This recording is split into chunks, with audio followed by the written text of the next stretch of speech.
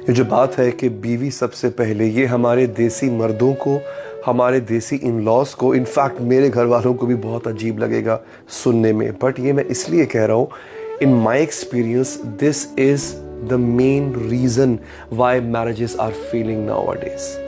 अगर आप अपनी वाइफ को सबसे पहले नहीं रखोगे, आप प्रायोरिटी नहीं दोगे, ट्रस्ट मी, आप एक फैमिली ही नहीं रेज कर सकते। आप एक हेल्दी चिल्ड्रन, अच्छे सेहतमंद बच्चे रेज नहीं कर सकते हो आप।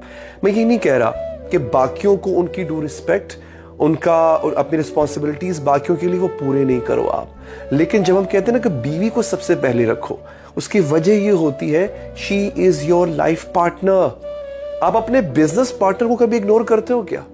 जिसकी वजह से आपका बिजनेस चल रहा होता है, जिसने कैपिटल इन्वेस्ट किया होता है, या जो वर्किंग पार्टनर होता है जिसकी वजह से आपका बिजनेस चल रहा होता है, आप उस बिजनेस पार्टनर को इग्नोर नहीं करते हो। आप बाकी पूरे बिजनेस के स्टाफ में से उसको इंपॉर्टेंस देते हो ना। ये आपका लाइफ पार्टनर है। आपके पेरेंट्स हैं, उनकी इज्जत भी करो, उनको उनके ड्यू राइट्स भी दो, अपनी रिस्पॉन्सिबिलिटीज एज सन वो सब निभाओ। लेकिन आपकी बीवी सबसे पहले क्यों आएगी?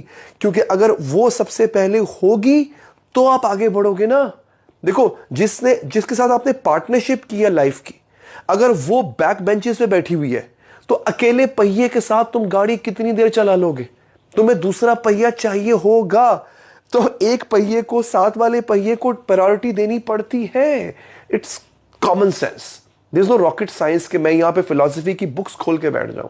सो प्लीज, मैं हस्बैंड से रिक्वेस्ट करता हूं कि जो शादी की पहली रात ही कह देते हैं ना कि मेरी बात सुनो, गूगल उठाते ही मेरी बात सुनो, मेरे लिए और कुछ भी इंपॉर्टेंट नहीं है, मेरे लिए सिर्फ मेरे माँ बाप इंपॉर्टेंट है, तो वो क्या करने आई है वहां पे?